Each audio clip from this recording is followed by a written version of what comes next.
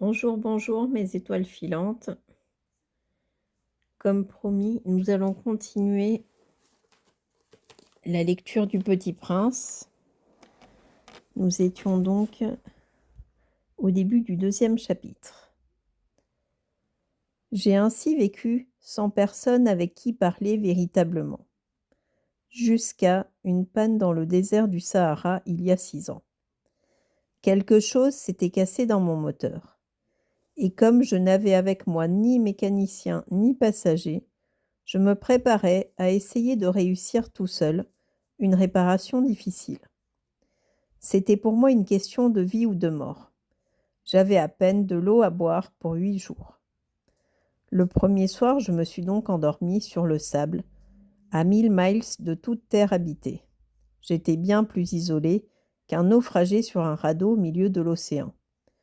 Alors vous imaginez ma surprise au lever du jour, quand une drôle de petite voix m'a réveillée. Elle disait: « S'il vous plaît, dessine-moi un mouton. » Hein? Dessine-moi un mouton. J'ai sauté sur mes pieds comme si j'avais été frappée par la foudre. J'ai bien frotté mes yeux. J'ai bien regardé. Et j'ai vu un petit bonhomme, tout à fait extraordinaire, qui me considérait gravement. Voilà le meilleur portrait que plus tard j'ai réussi à faire de lui.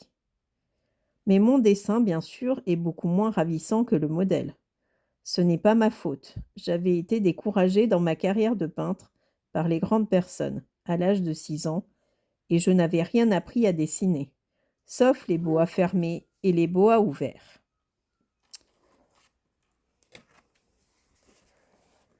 Je regardais donc cette apparition avec des yeux tout ronds d'étonnement. N'oubliez pas que je me trouvais à 1000 miles de toute région habitée. Or, mon petit bonhomme ne me semblait ni égaré, ni mort de fatigue, ni mort de faim, ni mort de soif, ni mort de peur.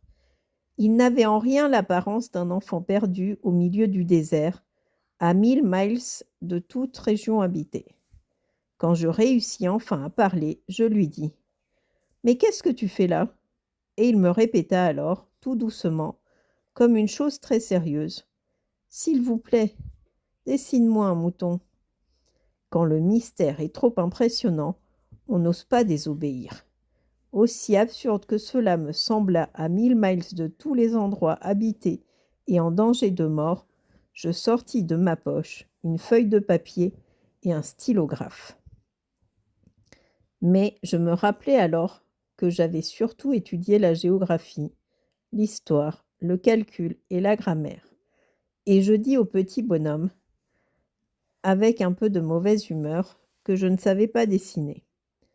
Il me répondit: « Ça ne fait rien, dessine-moi un mouton. » Comme je n'avais jamais dessiné un mouton, je refis pour lui l'un des 2 seuls dessins dont j'étais capable, celui du boa fermé, et je fus stupéfait d'entendre le petit bonhomme me répondre: « Non, non, je ne veux pas d'un éléphant dans un boa.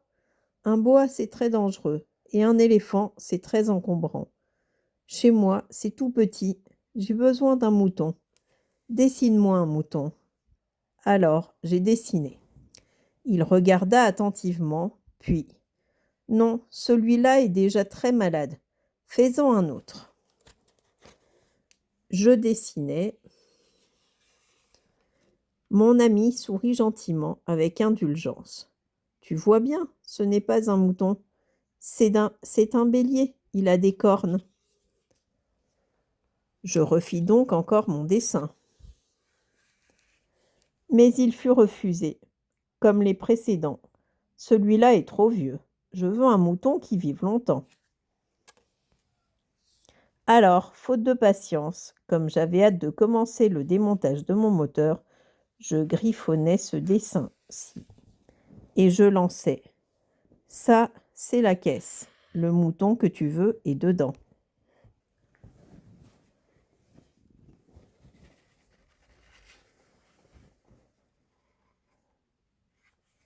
Et je fus bien surpris de voir s'illuminer le visage de mon jeune juge. « C'est tout à fait comme ça que je le voulais.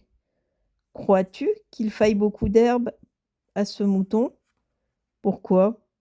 Parce que chez moi, c'est tout petit. Ça suffira sûrement. Je t'ai donné un tout petit mouton. Il pencha la tête vers le dessin. Pas si petit que ça. Tiens, il s'est endormi. Et c'est ainsi que je fis la connaissance du petit prince. Je vous souhaite une excellente journée et vous dis à la prochaine fois pour les aventures de notre petit prince.